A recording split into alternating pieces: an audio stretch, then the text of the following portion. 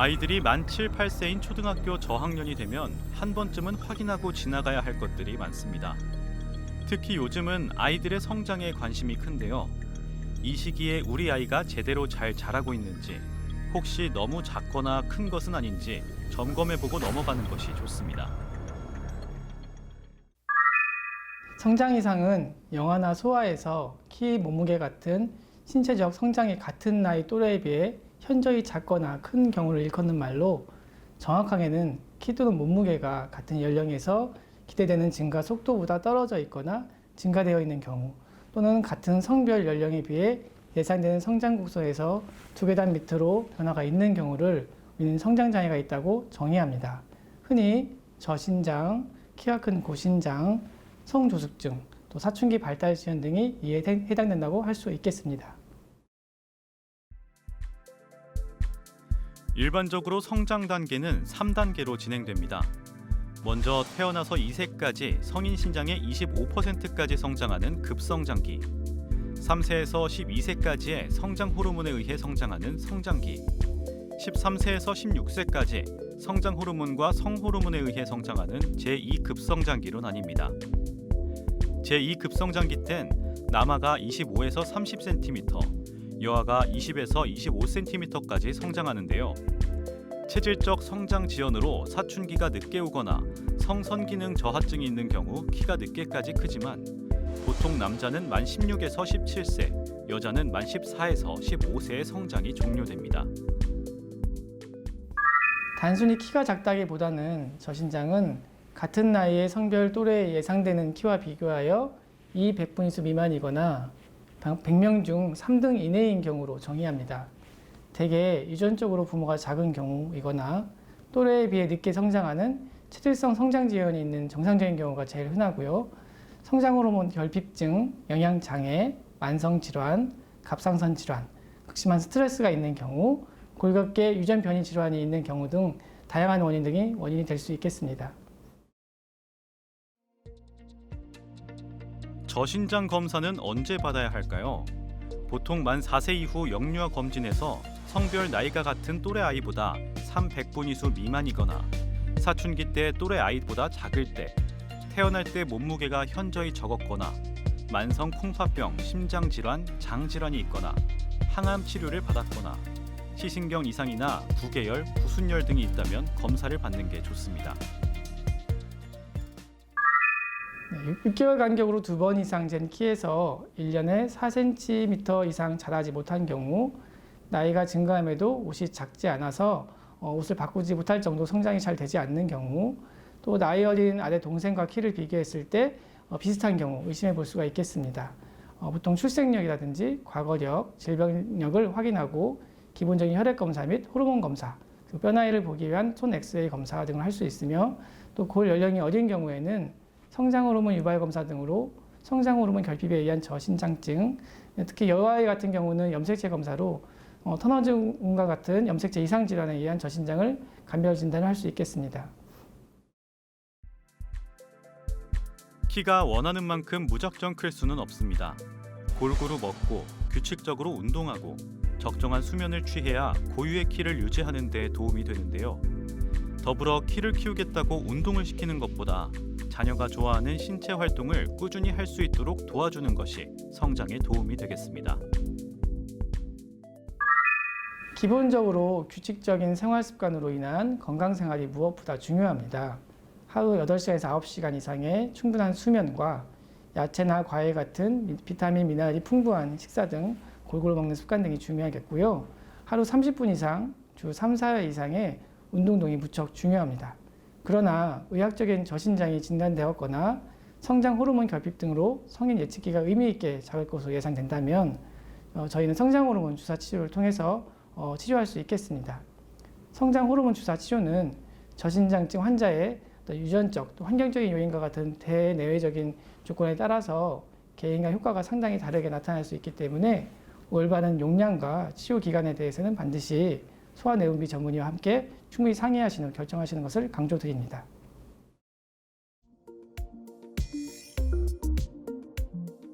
성조숙증은 여아 만 8세 이전, 남아 만 9세 이전에 사춘기 징후가 나타나는 것을 말합니다. 여아에게 가슴 멍울이 생기고 냉이 나오거나 음모가 나며 남아에게 머리 냄새가 나고 고환 크기가 커지는 등의 변화가 또래보다 일찍 생기는데요. 2019년 한 해 성조숙증으로 진료를 받은 환아의 수는 10만 8,576명인 것으로 알려졌습니다. 아동 청소년 인구의 감소에도 불구하고 성조숙증 환아 수는 2018년 이후 10만 명을 계속 넘어서고 있는데요. 이제 성장기 아이라면 누구도 성조숙증에서 안전할 수 없는 시대가 된 것입니다. 네, 여아의 경우 약 90%, 남아의 경우는 약 50%는 원인을 잘 모르는 특발성 성조숙증입니다. 원인이 있는 경우는 드물지만 뇌종양, 뇌기형, 수두증, 뇌염 등의 중추신경 감염 등이 있겠고, 갑상선 기능 저하증, 난소나 고환 부신 질환 또는 성호르몬이나 스테로이드 같은 약물 등이 성조숙증을 일으키는 것으로 알려져 있긴 합니다. 그 외 비만과 같은 영양 과잉을 보이는 경우도 사춘기 발달이 빠른 것으로 보고가 되고 있습니다. 그 외에 이제 저희가 많이 쓰는 일회용 용기 등의 환경 호르몬 노출, 일부 식물성 여성 호르몬 등이 동물 실험에서는 사춘기를 앞당길 수 있는 것으로 보고가 되어 있긴 하지만 사람에 대해서는 아직 근거가 미약한 실정입니다. 그 외 심리사회적인 요인 등에 대한 연구도 있고요. 최근에는 가족력에 있는 성조숙증과 관련해서 알려진 유전자 변이가 밝혀지기도 했지만 아직까지는 정확한 원인은 좀 연구가 더 필요한 상황입니다. 성조숙증이 나타나면 사춘기가 일찍 시작된 만큼 성장판이 일찍 닫히고 성장을 빨리 마무리합니다. 키가 클 시간이 줄어드니 아이의 완성된 최종 키가 본래 커야 할 키보다 작아지는 건 당연한 일인데요. 전문가들은 본래 자라야 할 키보다 10cm 이상 작아질 수도 있다고 이야기합니다. 성조숙증은 여아는 8세 이전에 유방이 비대된 경우, 남아는 9세 이전에 고환의 크기가 4cc 이상인 경우 의심할 수 있겠습니다. 또한 10살 이전에 초경을 보이는 경우도 성조숙증에 해당됩니다. 보통 여아의 경우는 4학년 전에 성장 속도가 증가하면서 조기 유방 비대라든지 또 머리 냄새와 같은 사춘기 징후가 보이는 경우 평가가 필요합니다.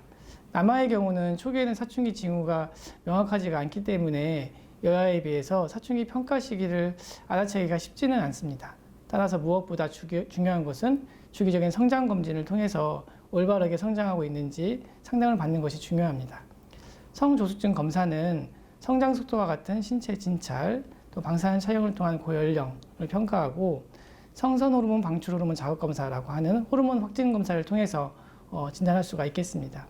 원인을 평가하기 위해서는 뇌 MRI나 복부 MRI, 또 복부 초음파, 골반 고환 초음파 등을 받을 수 있겠고, 그러나 이제 처음에 검사에서 만약 정상이라 하더라도 몇 개월 후에 치료가 필요한 성조숙증으로 진행되는 경우가 종종 있기 때문에 주기적인 성장과 사춘기 평가를 해야 하겠습니다. 성조숙증은 예방과 조기 치료가 무엇보다 중요합니다. 성조숙증은 치료 시기만 놓치지 않아도 아이가 본래 커야 할 키만큼 크도록 치료할 수 있는 질환이기 때문인데요. 반면 한 번 시기를 놓치면 치료 자체가 어렵고 치료 효과가 미비하거나 비용도 많이 드는 질환이기도 합니다. 네, 기질적인 원인이 밝혀졌다면 그 원인을 치료하는 것이 우선입니다.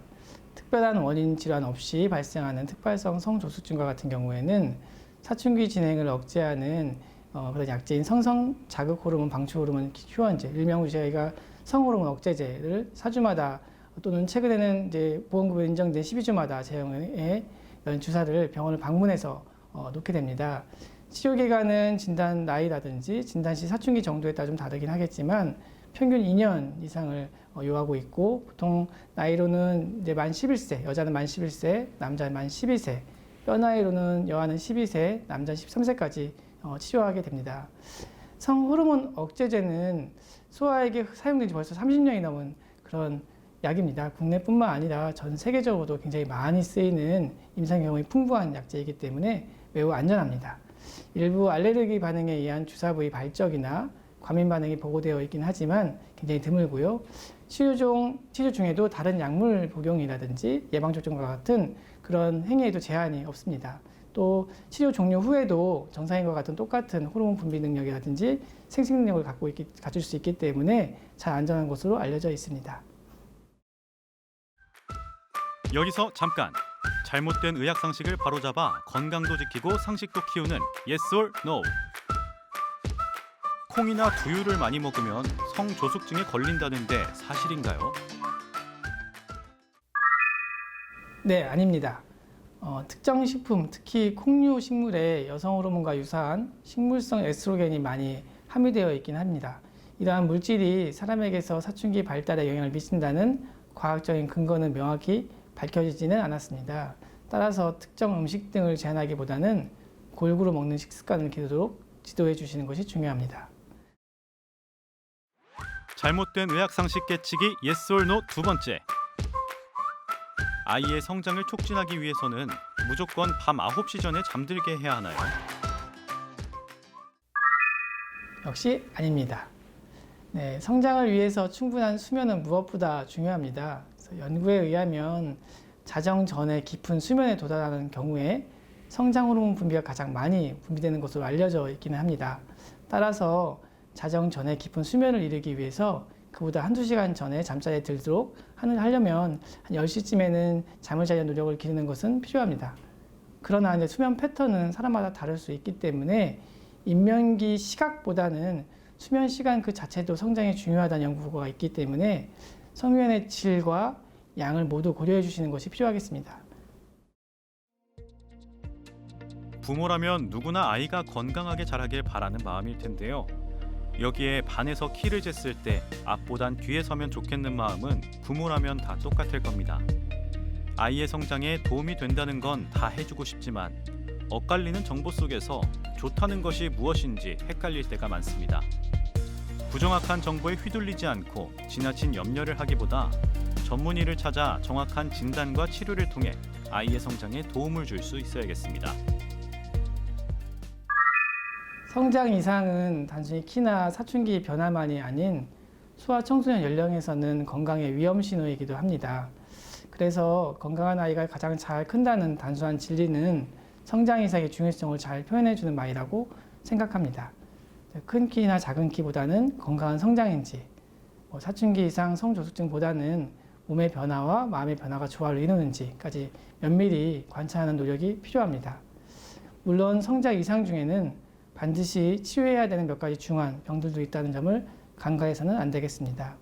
마지막으로 나아가 강조하고 싶은 점은 주기적인 성장 검진을 통해서 건강하게 자라고 있는 우리 아이들의 행복한 미래를 만들어 주어야 하겠습니다.